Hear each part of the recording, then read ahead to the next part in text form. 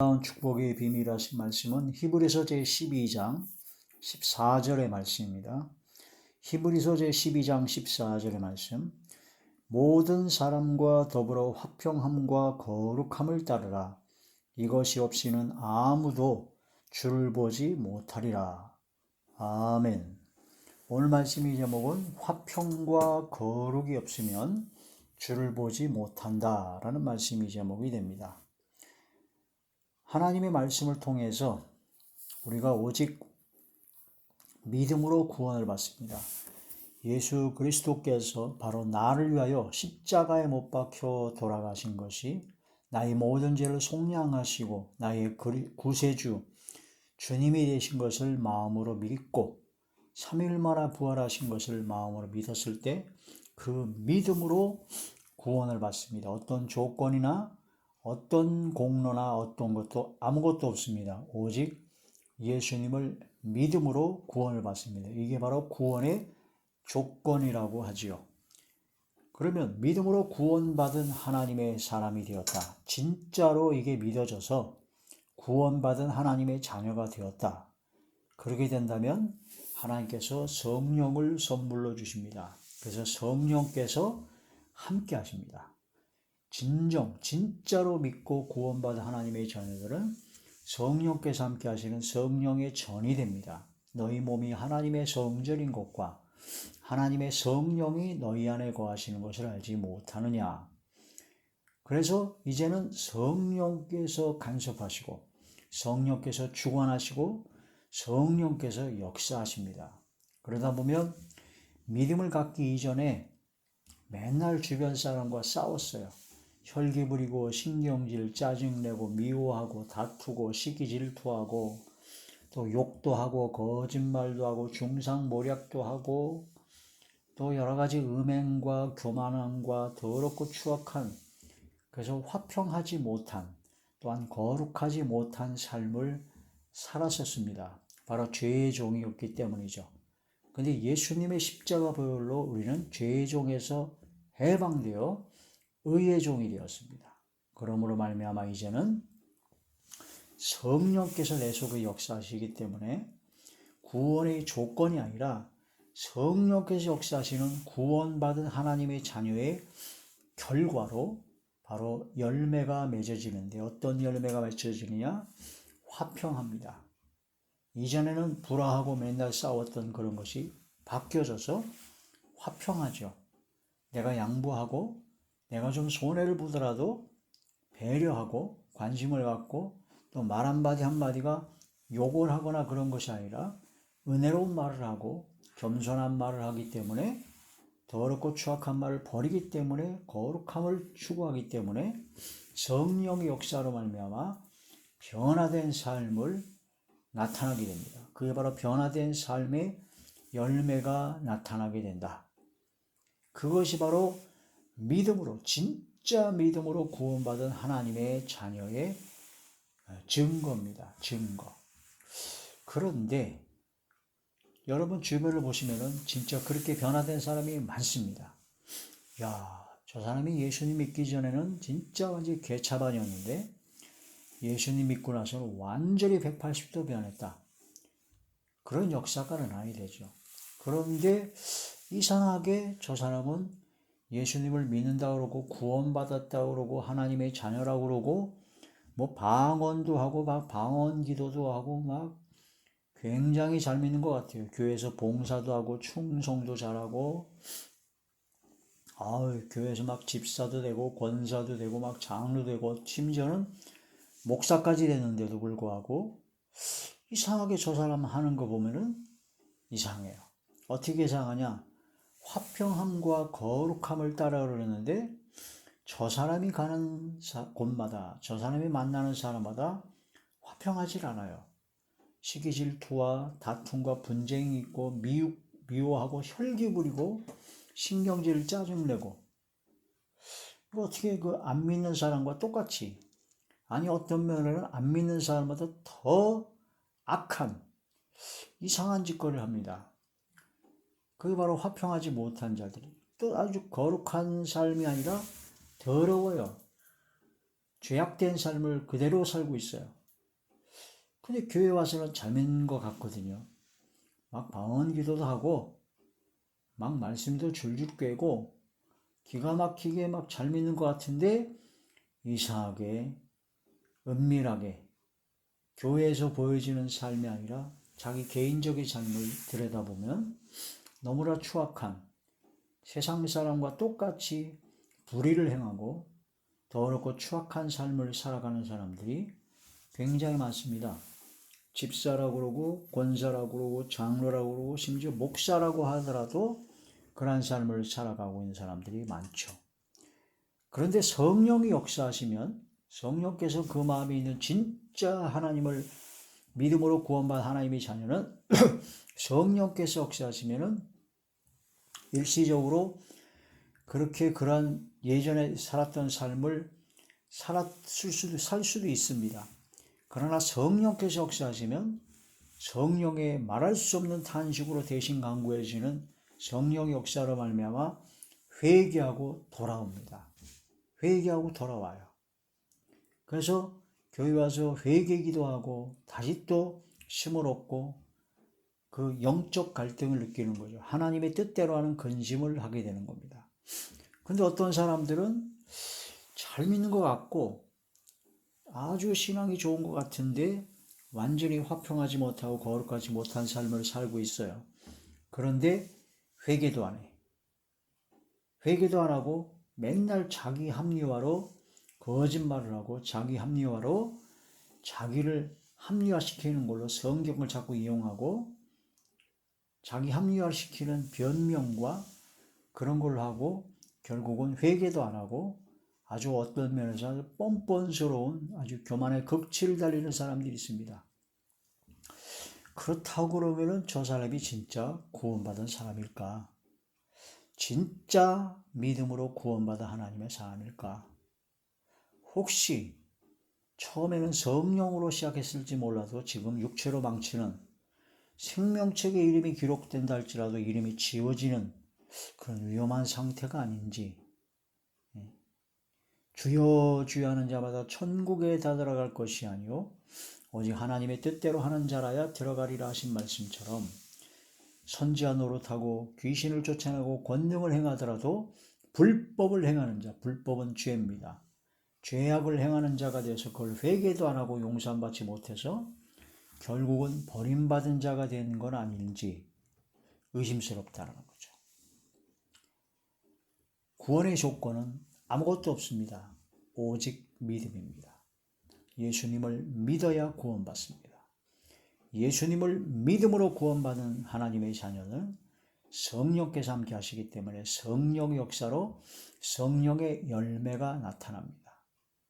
성령의 역사로 거룩함의 열매를 맺게 되는데 하나님께서 기뻐하시는 열매를 맺게 되는데 오늘 말씀처럼 화평함과 거룩함을 따르라고 하셨습니다. 만약 이것이 없으면 주님을 보지 못한다고 말씀하셨습니다.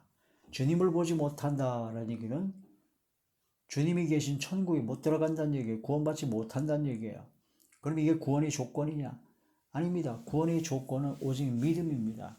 믿음으로 구원받은 하나님의 자녀가 됐을 때 바로 하나님의 자녀로서의 성령의 역사로 화평함과 거룩함을 따르게 되는 것이죠. 그런 말씀을 통해서 성령의 역사로 화평함과 거룩함을 따르는 삶이 되었을 때 그게 진정 하나님께서 기뻐하시는 거죠. 내가 화평하고 거룩해야지만이 구원받는다. 그런 마음으로 인간의 노력과 의지로 화평하려고 그러고 거룩하려고 그러면 더 어렵습니다. 인간의 의지와 노력으로는 절대 불가능한 것이 사람들과 화평하는 것이고 사람들 보기에 거룩한 겁니다. 오직 믿음으로 구원받고 믿음으로 구원받은 하나님의 자녀에게 성령의 역사로 성령께서 함께 하시기 때문에 성령의 역사로 화평할 수가 있고 거룩할 수가 있다. 처음에는 잘 안 되지만 넘어져도 다시 일어납니다. 성령의 역사로. 믿음으로 다시 일어납니다. 그래서 처음에는 10가지 중에서 한 가지가 됐는데 점점 하나가 둘이 되고 둘이 넷이 되고 넷이 여덟이 되고 점점 성화되어져 가는 것이죠. 거기에는 필수적으로 있는 것이 바로 회개입니다. 하나님의 말씀을 보고 죄를 깨달아 나의 부족함과 연약함을 깨달아 하나님 앞에 회개 기도하고 하나님 앞에 성령의 도우심과 성령의 능력의 도우심을 구하는 간구의 기도를 함으로써 다시 힘을 얻어서 믿음의 선한 싸움을 싸워서 영생을 취하는 자리, 거룩함에 이르는 열매를 맺는 자리에 들어갈 때 마지막 영생의 자리에 들어가게 된다는 거죠. 그런 삶을 추구하고 그런 삶을 쫓아가고 따라가는 자리에 들어갔을 때 주님을 뵙게 되고 주님 품에 안길 수가 있는 것인데, 이런 것 다 제쳐두고 잘 믿는 척 하는데 이상하게 화평함과 거룩함을 얻고 맨날 욕하고 싸우고 시기 질투하고 거짓말하고 그러면서 회개도 안 하고 돌이키지도 않고 그냥 잘 믿는 척 교만고 오만 방자만 떨다가는 큰일 납니다. 큰일 납니다. 촛대가 옮겨지게 되면 더욱 큰일 납니다.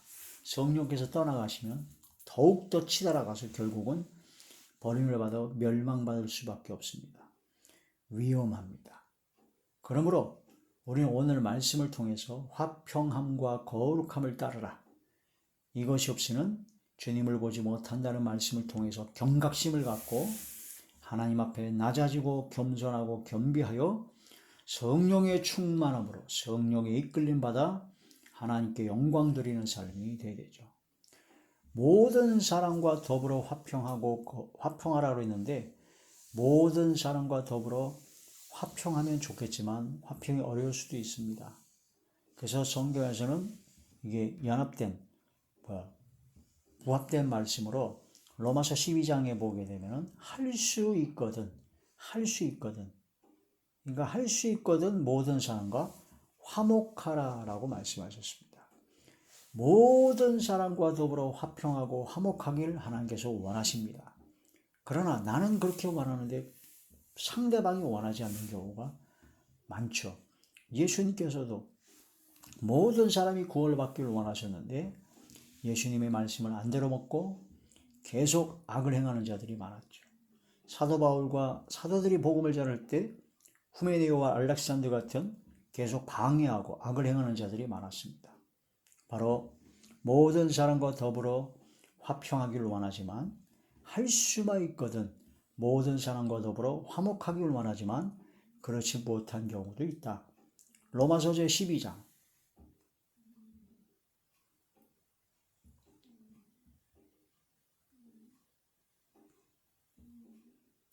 로마서 제12장 17절부터 18절의 말씀. 아무에게도 악을 악으로 갚지 말고 모든 사람 앞에서 선한 일을 도모하라.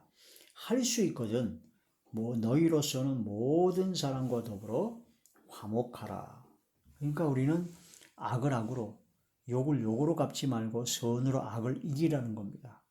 할 수만 있으면 모든 사람과 화평하고 화목하되 어쩔 수 없는 경우도 있죠. 그들을 불쌍히 여기고 그들에게 축복 기도를 해줘야 된다는 그런 말씀이 됩니다. 화평하게 하는 자는 마태오 5장에 하나님의 아들이라는 일컬음을 받습니다. 하나님의 아들, 진짜 믿음으로 구원받은 하나님의 자녀는 바로 화평하게 하는 자입니다. 로마서 제5장 1절을 보니까 그리스도로 말미암아 하나님과 화평을 누리라는 말씀이 나옵니다. 그래서 예수 그리스도를 믿는 믿음으로 구원받은 하나님의 자녀는 하나님과 더불어 하나님과 화평을 누리는 자리에 들어가서 하나님과 화평하기 때문에 하나님과 친밀하고 하나님 아버지와 깊은 교제를 나누는 하나님 아버지와 함께하는 최고의 삶을 누리는 것이죠. 하나님과 화평하면 하나님께서는 우리를 붙잡아 주시고 인도하여 주시고 항상 동행하여 주시기 때문에 우리는 세상의 승리자의 삶을 살아갈 수가 있게 됩니다. 베드로전서 3장 10절에서 11절을 보면 좋은 날 보기를 원한다면 화평을 구하고 따르라는 겁니다. 베드로전서 제3장 베드로전서 제3장 10절에서 11절.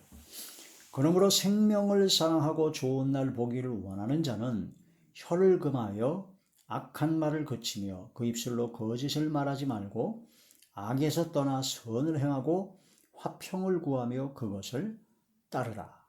아멘. 좋은 날 보기를 원합니까? 생명을 살아가기를 원합니까? 혀를 금하라. 혀를 금하고 악한 말을 그치고 그 입술로 거짓을 말하지 말고 악에서 떠나 선을 행하고 화평을 구하며 그것을 따르는 것이 바로 좋은 날 보기를 원하는 바로 구원받은 하나님의 자녀의 삶이다 라는 그런 말씀이 됩니다. 모든 사람과 더불어 화평함과 또한 거룩함을 따라야 된다. 거룩함을 따라 하나님께서 거룩하시기 때문에 우리도 거룩하라 하셨습니다. 그래서 모든 행실에 거룩한 자가 되라고 하셨습니다. 베드로전서 1장 15절에 16절에 모든 행실에 거룩한 자가 되라. 내가 거룩하니 너희도 거룩하라 하셨습니다. 하나님처럼 어떻게 거룩할 수 있습니까? 불가능합니다. 인간의 노력과 의지로는 절대 못합니다. 그러나 진짜 믿음으로 구원받은 하나님의 자녀는 누가 함께 하신다고요? 성령께서 함께 하시기 때문에 성령의 충만함을 받으라는 겁니다. 그래서 술 취하지 말고 술을 홀짝홀짝 마시면서 술 취해가지고 그거 하지 말고 시간 세월을 아껴서 성령 충만을 받으라는 겁니다. 성령의 충만함으로 성령의 강권적 역사로 성령님의 감화감동 내주교통 역사 강권하심으로 말미암아 거룩한 삶을 따라라. 성령께서 함께 하시면 가능합니다. 성령께서 함께 하시려니까 어떻게 해야 돼요?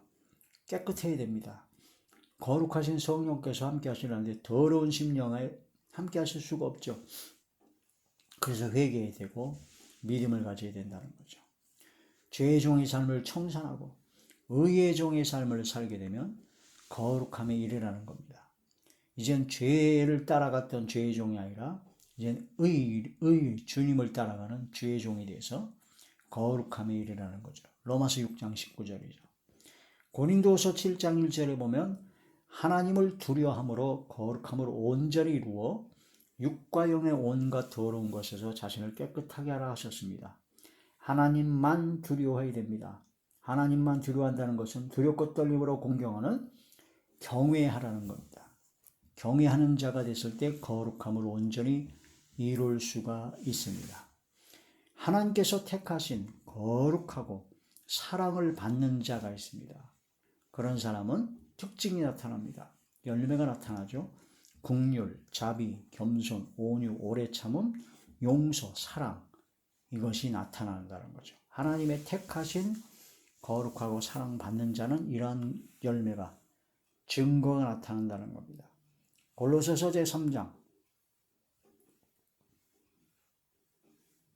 골로새서 제3장 12절부터 14절의 말씀입니다.